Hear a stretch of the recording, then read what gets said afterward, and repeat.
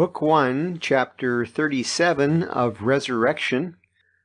That night, Maslova lay awake a long time with her eyes open looking at the door, in front of which the deacon's daughter kept passing. She was thinking that nothing would induce her to go to the island of Sakhalin and marry a convict, but would arrange matters somehow with one of the prison officials, the secretary, a warder, or even a warder's assistant. Aren't they all given that way? Only I must not get thin, or else I am lost. She thought of how the advocate had looked at her, and also the president, and of the men she met, and those who came in on purpose at the court. She recollected how her companion Bertha, who came to see her in prison, had told her about the student whom she had loved while she was with Kitaeva, and who had inquired about her and pitied her very much. She recalled many to mind, only not Nekhludoff. She never brought back to mind the days of her childhood and youth, and her love to Nekhludoff. That would have been too painful. These memories lay untouched somewhere deep in her soul. She had forgotten him, and never recalled and never even dreamt of him. Today, in the court, she did not recognize him, not only because when she last saw him he was in uniform, without a beard, and had only a small mustache and thick curly, though short hair, and now was bald and bearded, but because she never thought about him.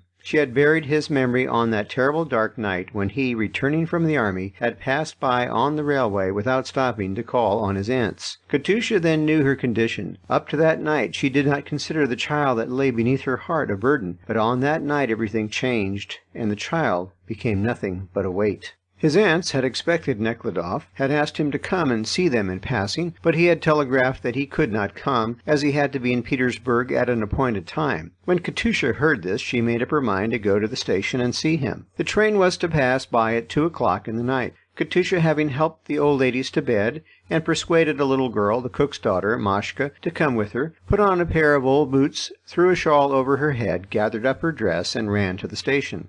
It was a warm, rainy, and windy autumn night. The rain now pelted down in warm, heavy drops, now stopped again. It was too dark to see the path across the field, and in the wood it was pitch black, so that although Katusha knew the way well, she got off the path and got to the little station where the train stopped for 3 minutes, not before, as she had hoped, but after the second bell had been rung. Hurrying up the platform, Katusha saw him at once at the windows of a first-class carriage. 2 officers sat opposite each other on the velvet-covered seats, playing cards. This carriage was very brightly lit up. On the little table between the seats stood 2 thick, dripping candles.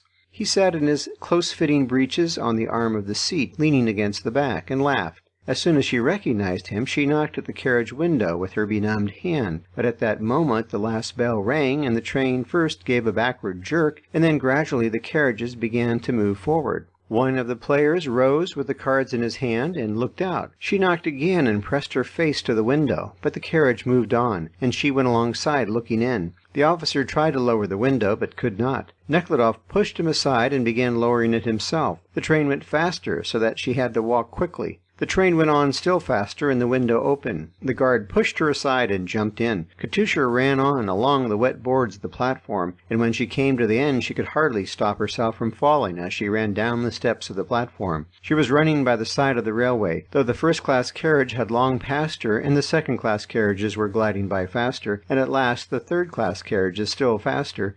But she ran on, and when the last carriage with the lamps at the back had gone by, she had already reached the tank which fed the engines, and was unsheltered from the wind which was blowing her shawl about and making her skirt cling round her legs. The shawl flew off her head, but still she ran on. "Katerina Mikhailovna, you've lost your shawl!" screamed the little girl, who was trying to keep up with her. Katusha stopped, threw back her head, and catching hold of it with both hands, sobbed aloud. "Gone!" she screamed. "He is sitting in a velvet armchair and joking and drinking in a brightly lit carriage, and I, out here in the mud, in the darkness, in the wind and the rain, am standing and weeping," she thought to herself, and sat down on the ground sobbing so loud that the little girl got frightened and put her arms round her, wet as she was. "Come home, dear," she said. "When a train passes, then under a carriage, and there will be an end," Katusha was thinking, without heeding the girl. And she made up her mind to do it when, as it always happens, when a moment of quiet follows great excitement, he, the child, his child, made himself known within her. Suddenly all that a moment before had been tormenting her so that it had seemed impossible to live, all her bitterness towards him and the wish to revenge herself, even by dying, passed away. She grew quieter, got up, put the shawl on her head, and went home. Wet, muddy, and quite exhausted, she returned, and from that day the change which brought her where she now was began to operate in her soul. Beginning from that dreadful night, she ceased believing in God and in goodness. She had herself believed in God, and believed that other people also believed in Him, but after that night she became convinced that no one believed, and that all that was said about God and His laws was deception and untruth. He whom she loved, and who had loved her, yes, she knew that, had thrown her away, had abused her love. Yet He was the best of all the people she knew. All the rest were still worse. All that afterwards happened to her strengthened her in this belief at every step. His aunts, the pious old ladies, turned her out when she could no longer serve them as she used to. And of all those she met, the women used her as a means of getting money. The men, from the old police officer down to the warders of the prison, looked at her as on an object for pleasure, and no one in the world cared for aught but pleasure. In this belief, the old author with whom she had come together in the second year of her life of independence had strengthened her. He had told her outright that it was this that constituted the happiness of life, and he called it poetical and aesthetic. Everybody lived for himself only, for his pleasure, and all the talk concerning God and righteousness was deception. And if sometimes doubts arose in her mind, and she wondered why everything was so ill-arranged in the world that all hurt each other and made each other suffer, she thought it best not to dwell on it, and if she felt melancholy, she could smoke, or better still, drink, and it would pass. End of Book 1, Chapter 37. Book 1, Chapter 38 of Resurrection. On Sunday morning at 5 o'clock, when a whistle sounded in the corridor of the women's ward of the prison, Korableva, who was already awake, called Maslova. "Oh dear, life again," thought Maslova with horror, involuntarily breathing in the air that had become terribly noisome towards the morning. She wished to fall asleep again, to enter into the region of oblivion, but the habit of fear overcame sleepiness, and she sat up and looked round, drawing her feet under her. The women had all got up, only the elder children were still asleep. The spirit trader was carefully drawing a cloak from under the children so as not to wake them. The watchman's wife was hanging up the rags to dry that served the baby as swaddling clothes, while the baby was screaming desperately in Theodosia's arms, who was trying to quiet it. The consumptive woman was coughing with her hands pressed to her chest, while the blood rushed to her face, and she sighed loudly, almost screaming in the intervals of coughing. The fat, red-haired woman was lying on her back, with knees drawn up, and loudly relating a dream.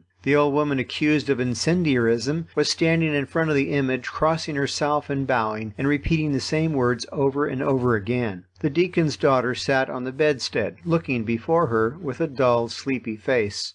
Khoroshavka was twisting her black, oily, coarse hair round her fingers. The sound of slipshod feet was heard in the passage, and the door opened to let in two convicts, dressed in jackets and grey trousers that did not reach to their ankles. With serious, cross faces, they lifted the stinking tub and carried it out of the cell. The women went out to the taps in the corridor to wash. There the red-haired woman again began a quarrel with a woman from another cell. "Is it the solitary cell you want?" shouted an old jailer, slapping the red-haired woman on her bare, fat back, so that it sounded through the corridor. "You be quiet." "Lawks, the old one's playful," said the woman, taking his action for a caress. "Now then, be quick. Get ready for the mass." Maslova had hardly time to do her hair and dress when the inspector came with his assistants. "Come out for inspection," cried a jailer. Some more prisoners came out of other cells and stood in 2 rows along the corridor. Each woman had to place her hand on the shoulder of the woman in front of her.